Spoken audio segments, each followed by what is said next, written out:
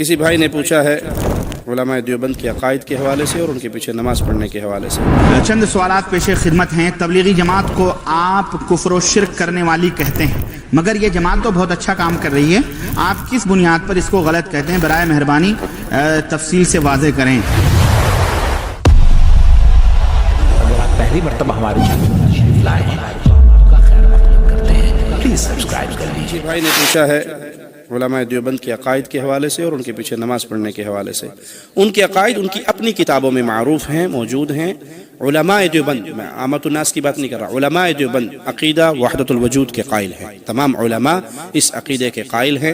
اس عقیدے کی روشنی میں نعوذ باللہ ثم نعوذ باللہ کائنات کی ہر چیز کو وہ اللہ کی مختلف صورتیں ہی بیان کرتے ہیں۔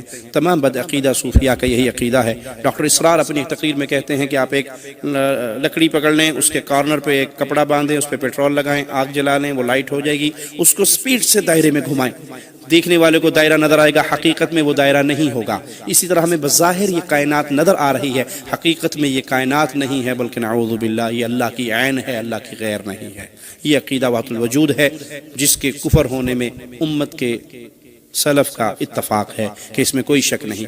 اور یہ نہیں ہے کہ علماء دیوبند کے یہ پرانے عقائد ہیں، ان کی بکس میں کتابوں میں لکھے، مر گئے، دفن ہو گئے، ختم ہو گئے۔ یہ زندہ عقائد ہیں جو آج تک ان کی زبانوں پر رائج ہیں۔ نہیں یقین تو فضائل صدقات اکثر بھائیوں کے گھر میں آپ کو مل جائے گی، اس کو اٹھائیے۔ اگر وہ کتب خانہ فیضی لاہور کی چھپی ہوئی ہے تو اس کا پیج 558 اس کو پڑھیے، اس میں وہ لکھتے ہیں: اے اللہ معاف فرمانا، جھوٹا ہوں، کچھ نہیں ہوں، تیرا ہی ذل ہے، تیرا ہی وجود ہے، میں کیا ہوں، کچھ نہیں ہوں، جو تو ہے وہ میں ہوں۔ تعالی اللہ عما یقول، جو تو ہے وہ میں ہوں۔ میں اور تو خود شرک در شرک ہیں۔ یہ کاغذ اس کاغذ کا شریک ہے، پارٹنر ہے، یہ بھی کاغذ ہے اور یہ بھی کاغذ ہے۔ وہ کہتے ہیں اللہ میں اور تو خود شرک در شرک ہے۔ ہم ہاتھ باندھ کے اپیل کرتے ہیں علماء دیوبند سے، محبت کے ساتھ سوال کرتے ہیں۔ کسی کو چھیڑنا، طنز کرنا، ٹیز کرنا، گالی دینا، برا کہنا ہمیں محمد کریم نے سکھایا ہی نہیں ہے صلی اللہ علیہ وسلم۔ ہم تو ادب سے، محبت سے، پیار سے، دلوں کو قریب کرتے ہوئے سوال کرتے ہیں، بندہ اللہ کیسے بن گیا؟ بندوں کے سردار ہیں محمد عربی صلی اللہ علیہ وسلم۔ نماز پڑھ پڑھ کے قدم مبارک سوج گئے ہیں۔ سیدہ کائنات سوال کرتی ہے، اللہ کے نبی اتنی محنت کر رہے ہو، اللہ نے تو آپ کے اگلے پچھلے سب معاف کیے ہیں، معصوم عن الخطا ہیں، کوئی آپ کے کھاتے میں گناہ نہیں ہے، پھر بھی اتنی لمبی عبادتیں پڑھ کرتے ہو؟ کہا عائشہ جس اللہ نے اتنا رحم کیا، کیا میں اس کا شکر گزار بندہ نہ بنوں؟ کیا نہ بنوں؟ بندہ نہ بنوں۔ نبی اپنے آپ کو کیا کہہ کر کے، انا عبدہ ورسول، میں اس کا بندہ ہوں۔ جب امام کائنات اتنی عبادتوں کے باوجود بندے رہے تو آج کا کوئی صوفی فنا فی اللہ ہو کر اللہ کیسے بن گیا؟ اس کا جواب کائنات تک آپ کو نہیں ملے گا۔ یہ ان کے بنیادی عقیدے میں وحدت الوجود کا عقیدہ ہے۔ یہاں پر ایک شبہ پیش کرتے ہیں جس کا جواب دینا میں ضروری سمجھتا ہوں کہ جی آپ نہیں سمجھتے، آپ کے کچھ بزرگوں کی کتابوں کے اندر بھی وحدت الوجود کے حوالے سے کچھ تحریریں موجود ہیں، فلاں نے یہ لکھا اور فلاں نے یہ لکھا اور فلاں نے یہ لکھا۔ ہم کہتے ہیں بھائی جیسے تمہارے مولویوں کی کتابوں کو اپنی جوتی کی نوک پہ رکھ کے ٹھوکر مارتا ہوں، ایسے اپنی مولوی کی کتابوں کو بھی جوتی کی نوک پہ رکھ کے ٹھوکر مارتا ہوں۔ مجھے میرے رب نے دیا ہے یہ کلام الہی، ہمارا کرے تب غلط، تمہارا کرے تب غلط۔ دنیا بھر کے مولویوں کی کتابوں کو لاؤ، چوراہے میں رکھ کے آگ لگا دو، اس میں مولوی ذکریہ کی کتابیں بھی لے آؤ، نذیر احمد دہلوی کی کتابیں بھی لے آؤ، شاہ اسماعیل کی کتابیں بھی لے آؤ، شاہ ولی اللہ کی کتابیں بھی لے آؤ، پیچھے بچے گا قرآن اور حدیث، اس کو تھام لو، سوائے اہل حدیث کے اور کوئی نہیں رہیں گے۔ یہ نہیں ہے کہ ہم اپنی بات کا دفاع کریں، نہیں جی وہ چونکے چیکے چنانچہ چونکے وہ ساڑھے مولوی نے کیا تو مطلب ہے کوئی نہ کوئی رات ہے، نہیں، جو غلط ہے وہ غلط، میرا کرے تب بھی، آپ کا کرے تب بھی۔ آج کچھ مولوی اٹھ کر دفاع کرتے ہیں اپنے عقیدہ وحدت الوجود کا، قرآن کے ذریعے نہیں، احادیث رسول کے ذریعے نہیں جی یہی بات تو آپ کے مولوی صوفی عبداللہ نے لکھی، مثال کے طور پہ انہوں نے لکھی نہیں لکھی، میں مثال دے رہا ہوں۔ یہی بات شاہ اسماعیل نے صراط مستقیم میں لکھی، یہی بات شاہ ولی اللہ نے انفاس العارفین میں لکھی، یہی بات فلاں نے لکھی۔ بھائی میں نے کہا بھاڑ میں گئے، کبھی آپ نے ہماری زبان سے سنا کہ آپ اپنے رشید احمد گنگوہی کو چھوڑ کر شاہ اسماعیل کو پکڑ لو، امداد اللہ مہاجر مکی کو چھوڑ کر آپ ہمارے کسی اور بزرگ کو پکڑ لو؟ ہم کہتے ہیں سب کو چھوڑ کر محمد کو پکڑ لو، کوئی لڑائی رہ گئی؟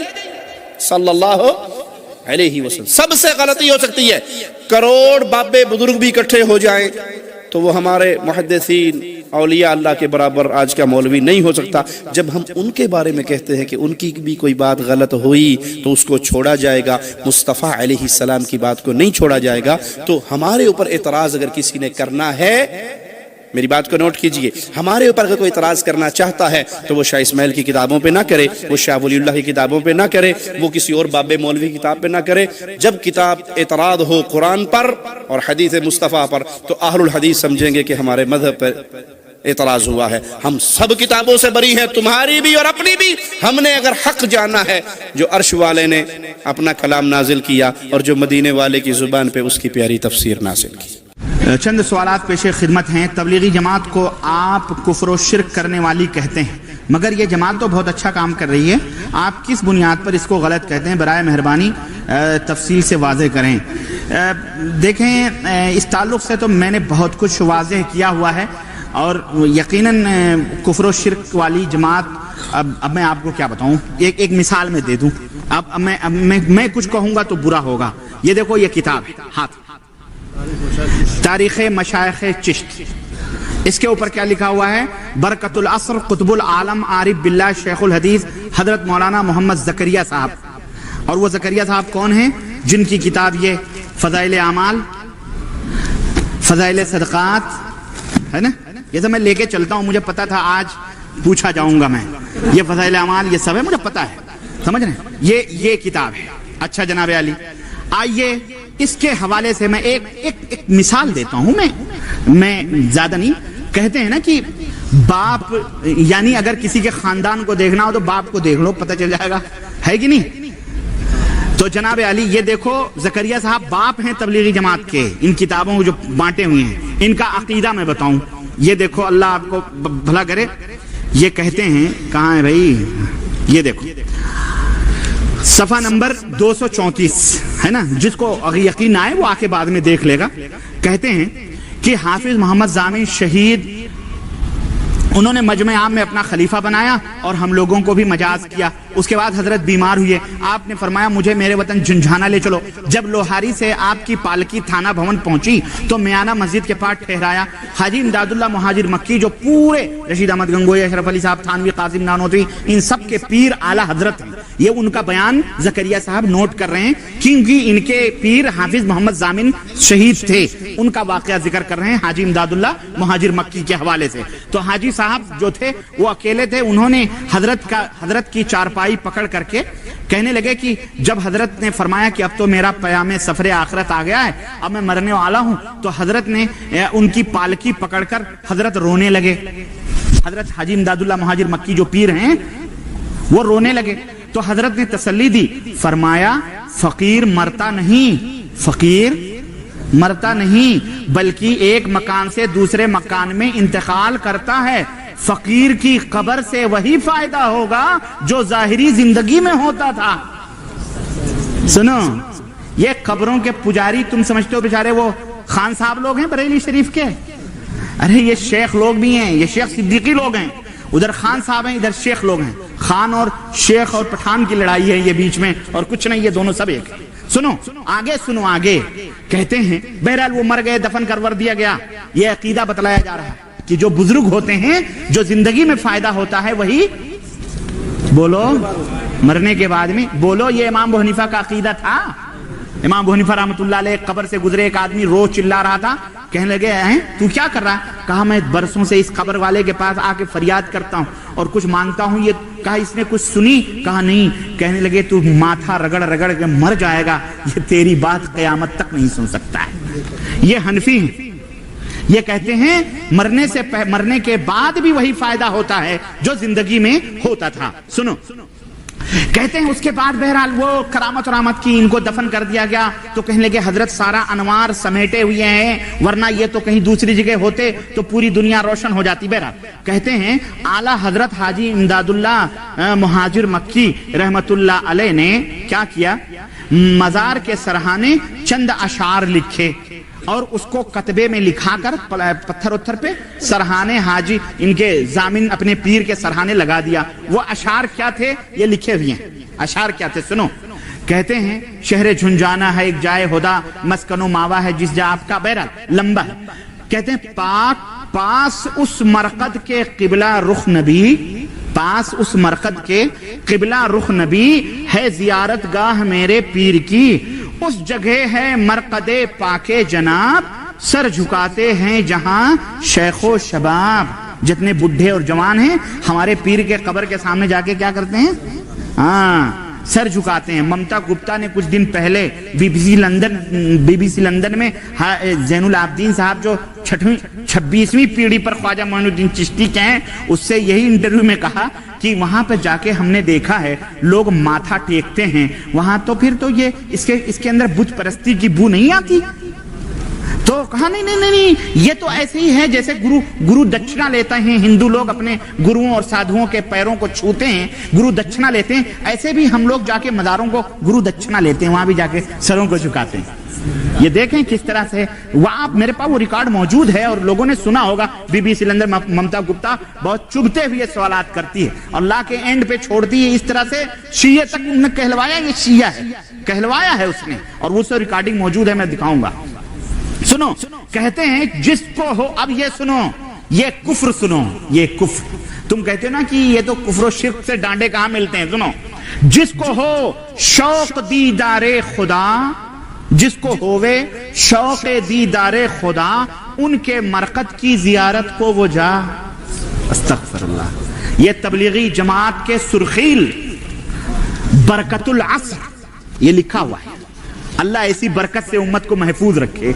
یہ برکت ہے، یہ برکت ہے، یہ کفر برکت ہے. یہ برکت تو اچھی چیزیں ہوتی ہیں، یہ کفر تو سنو، کہتے ہیں کہ یعنی پیرو مرشدو مولا میرے حضرت نور محمد نیک پہ، اعتقاد دل سے جو جائے وہاں، اعتقاد دل سے جو جائے وہاں، اس پہ سب اسرار باطن ہو عیاں. جتنے بھی راز کی چیزیں ہیں سب کھل جائیں. اور دیکھتے ہی، سنو یہ سنو، دیکھتے ہی اس کے مجھ کو ہے یقین، اس کو ہو دیدار رب العالمین. استغفر اللہ. یہ میری کتاب نہیں ہے. مجھے کیوں الزام دیتے ہو؟ مجھے الزام مت دو. آئینے تجھ خود ہی بتا، ان کا تو ہمراز ہے تو. یہ کتاب خود بتلاتی. میرے عزیزو، اگر کوئی آدمی نمازی ہو، پرہیزگار ہو، سخاوت کرنے والا ہو، سیٹھ ہو، سب کچھ ٹھیک ہے، غریبوں یتیموں بیواؤں کی مدد کرنے والا، لیکن وہ تھوڑی سی شراب بھی پی لیتا ہو تو اسے شرابی نہیں کہو گے؟ بولو، شرابی نہیں کہو گے؟ کہو گے یار یہ شرابی ہے، ہمیں نمازی ہے، پرہیزگار ہے، سب کچھ. بے عین ہی اسی طرح سے نماز ہے، روزہ ہے، تقوی ہے، طہارت ہے، سب ہے، ٹھیک ہے، لیکن شرک. کیا ہے؟ شرک. شرک. اور شرک ایک ایسا کینسر ہے اور ایک ایسی بلا. انہو من یشرک باللہ فقد حرم اللہ علیہ الجنہ. خلاص، تم نماز، روزے، حج، زکاة، سب تقوی، طہارت، اللہ یہ نہیں دیکھے گا. وجعلناہ ھباء منثورا، اللہ اسے ریت کے ذروں کی طرح اڑا دے گا. کہاں ہو تم؟ اللہ کے ہاں ان اعمال کی کوئی اہمیت نہیں ہے. اگر اہمیت ہے تو توحید کے بعد. جس کے دل شرک بت قدا بنے ہوئے ہوں، جو یہ عقیدے رکھتے ہوں کہ مرنے کے بعد قبروں سے وہی فائدے ہوتے ہیں جو زندگی میں ہوتے ہیں، تو بتاؤ خان صاحب گروپ کو کیوں تم برا کہتے ہو؟ کیوں انہیں مشرک کہتے ہو؟ کیوں قبر پرستی کے اوپر لعنتیں بھیجتے ہو؟ بولو میرے عزیزو، یہ کتابیں مارکیٹ میں ملتی ہیں، ہم نے چھپائی نہیں ہے. مکتبہ شیخ زکریا مفتی اسٹریٹ سہارنپور یوپی کی چھپی ہوئی یہ کتاب ہے. جاؤ خریدو، اپنی آنکھوں سے دیکھو. میں کیا کہوں؟ اب اس پہ بھی اگر آپ کی آنکھیں نہ کھلیں تو میں نہیں سمجھتا ہوں. پھر یہی ہے کہ انک لا تہدی من احببت ولکن اللہ یہدی من یشاء. اللہ جسے ہدایت دینا چاہے وہی دیتا ہے، ورنہ ہدایت نہیں ملتی. بہرحال یہ تو جواب آپ کا ہو گیا جناب علی. پھر کہتے ہیں کیا تبلیغی جماعت قرآن و سنت کی دعوت نہیں دیتے؟ یہ تو اپنے امام کی دعوت نہیں دیتے، قرآن و سنت سے بڑی دور کی بات رہی. امام صاحب جو کہہ کے گئے اسی کی دعوت نہیں دیتے. امام صاحب نے کہا قرآن و سنت پھیلاؤ، یہ دیوبند کا مذہب پھیلا رہے ہیں بیچارے، اور اس کو تبلیغ کا نام دیا. تو کیا اتنی دین کی محنت سب بیکار ہے؟ ہاں بھائی، شرک کے بعد سب بیکار ہی ہے.